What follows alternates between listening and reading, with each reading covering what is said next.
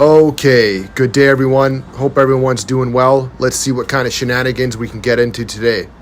Waterproof armored cable. That's what we got here today.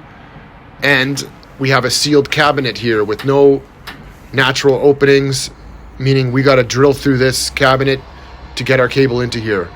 I'm sort of assessing the situation here. We got other lines in the way, and I'm going to be drilling through the top, taking note of where I'm going to install my panel. And first things first here is I got to finish addressing this cable nicely. The team was here yesterday. They ran it through the factory outside, again, about 300 meters outside, arriving to this point. I'm going to tighten down the P-clamps, matching everything, making it look nice and pretty. Working my way down, getting a feel where this is going to enter. And then next step is drilling through this cabinet. So I thought this part was going to be done with me, but no worries. My colleagues kind of set me up with the tools. They left here for me, and I'm super happy because this is the first time I've ever used an impact step bit. The step bit is designed for impact guns, and man, I'm impressed. It went right through that thing, no problem. I'm no stranger to these step bits, but never used it with the impact gun before. Just grabbing the connector to see what size hole I got to drill. When using these step bits, you guys know if you ever used this before, these shards are like lava. They land on your forearms and it feels so good. This is me right here noticing that the connector and the unibit they gave me don't match. This connector is kind of oversized and the unibit is too small. So this is me texting them, telling them how dumb they are. I'm just kidding, they're great guys. So no other choice here, and that's to ream this hole out bit by bit until this connector fits. I'm not making another trip anywhere to go get another one. I'm going to make this work. Being careful, as I mentioned, there's cables below me. I don't want to cause any problems here today. All right, I got it in there, and the last step is putting the lock ring on the bottom. I got to get my fat hands up there. I'm kind of straddling this cabinet right now, left hand tightening this, but my right hand is holding the lock ring below me. Make it nice and snug.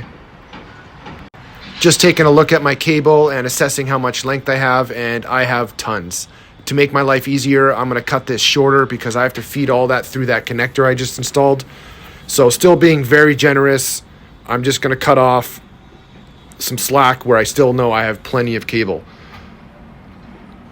Again, this is armored inside, so once I cut it, these ends are extremely sharp. I'm kind of proud of myself here because I've learned my lesson 100 times where the ends of those will cut you. So I just tape it up to kind of protect myself.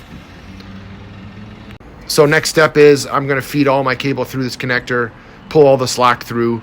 I got to make a mark in a second here to figure out where I'm going to start stripping the armor off and where the jacket's going to come off too. So this at first is kind of a little mock setup. So I'm going to put everything together as it will be. So I'm just going to gently attach this P-clamp. Tighten it gently for now because I'll probably be undoing all this in a second here. But I just want everything sitting exactly how it will be. So right now when I make this mark, it's going to be exactly where I want it. So a little Sharpie mark, and I climb back up top, and I'm just going to pull everything back because this is going to be much easier for me to work on this jacket with this out of the cabinet. Now it's time to take the jacket and the armor off, exposing the inner buffer. Always wear gloves, guys. I know this cable well, and there's an orange Kevlar pull string in here somewhere. Yep, there it is. And this helps take the jacket off. This jacket's not too thick, so it comes pretty easy. And once again, guys, when you're using these pull strings, always wear gloves. Just gonna work my way along here, taking the outer jacket off with this pull string, going all the way back to my line that I marked previously, right about there. And now it's just a matter of separating the armor and the jacket. La la la la la. Okay, that's the armor right there. We'll take that off in a second, but first I'm just going to clean up the outer jacket here, right where it enters the connector, make everything look nice and pretty. And then after this, we're going to deal with this armor. Just like BX, guys, put some pressure on a bend, and then it's just going to pop, allowing me to twist it and kind of separate the armor there just enough so I can grab my side cutters here and get them in there, cut it off, and then once I straighten out, this jacket's going to come right off. And that's going to expose the inner buffer, which is what I've been after all this time, and this is what I'm going to splice with and enter into the fiber patch panel in the next video. Just a little bit of cleanup here. Cleanliness is next to godliness, guys. And I'll see you in part 2 of the next video where I build the panel.